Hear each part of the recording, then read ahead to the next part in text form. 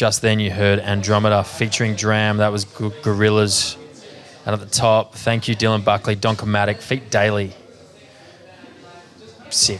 Incredible selection. And as I was sitting there in pretty much what's like a back movie room theatre of my house in Malvern East. How lucky you stumbled into it too. And we were filming there, and, you know, Dill Buckley was kind enough to volunteer his time and come along and share his music, and we had a bit of a moment in there where we realised that we shared some similar upbringings around the skate park. Heaps. He brought tunes to the table, and about halfway through that ep, we all looked at each other and we went, double ep, double ep, double ep. Yeah, let's do it. So I must admit, I'm right with you.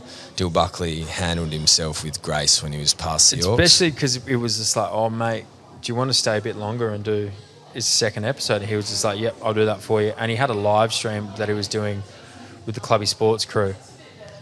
And he was late to that and rolled in wearing a PTA shirt. And I was just like, man, that's so cool. Nah, respect to Dill Buckley and respect to all our guests. They've been so kind in coming on and helping us start our brand and having a bit of fun and talking a bit of smack about what they like, their life and their music. Yeah, the life, so it's the just life been part mostly, right? Oh, 100%. Like some reflections on that. You know, Changquoth, Jath, Nick Nat Nui, you know, in this calendar year.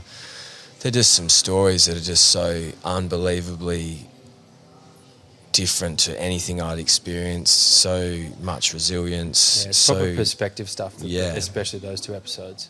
I just really enjoyed those two eps. And then musically so sound as well. So I feel like they deserve a special mention. Absolutely.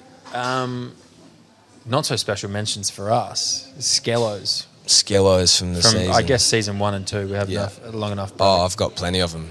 Probably, I must admit, at the start would be like getting too excited and having one or too many of these beautiful orange wines by Love Your Letter, because your craft goes poorly and you actually kind of make a worse product, and so it can be a little enticing sitting here and having wines and interviewing people and having fun, but keeping an eye on that is one.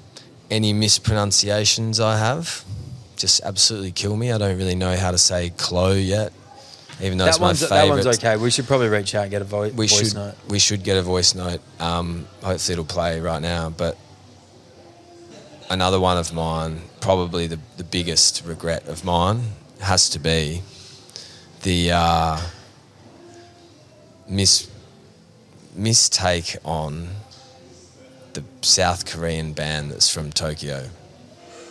And I told you that AAA, Hyoko and Sunset Roller Coasters collaborative venture was from Korea. And wasn't it? Dylan Takanori, you said, was from Korea?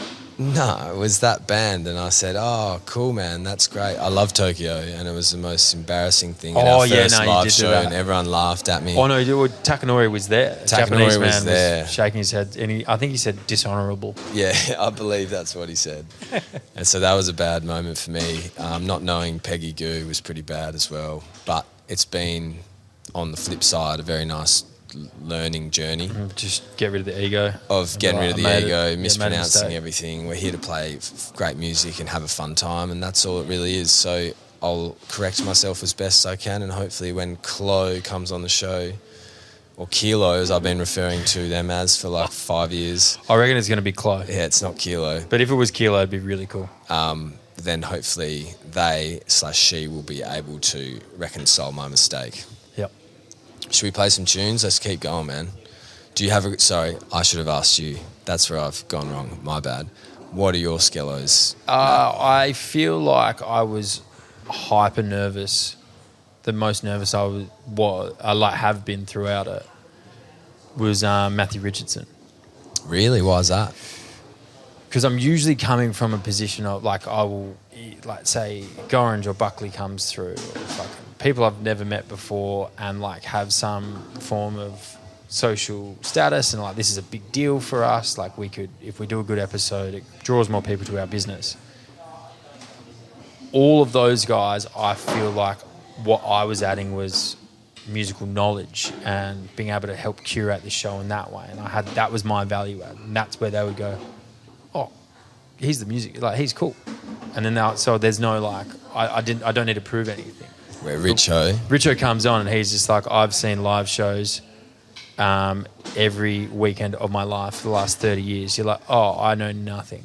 And he's a professional TV host who can just like hold the mic and the convo and is pointing the conversation around. So you've just been double outskilled by Richo, and it got to your nerves. And he's like handsome and fucking taller than you. He's so handsome. And it's just like, I was like, oh, and I overthought it all. And I listened back and it was fine. But in the moment, I like felt like I didn't add as much and I was forgetting things. Like I forgot the name of Turnstile when I was like off air trying to tell him about a band. It hurts, but it's about personal growth and about putting yourself up for those experiences, and that's what we're all about here at PTA. And if you haven't picked that up by now, you haven't been listening long enough, because that's the whole thing. Yeah, it's just growth, man. I want to play 2 tracks from Richo's episode. Let's do it.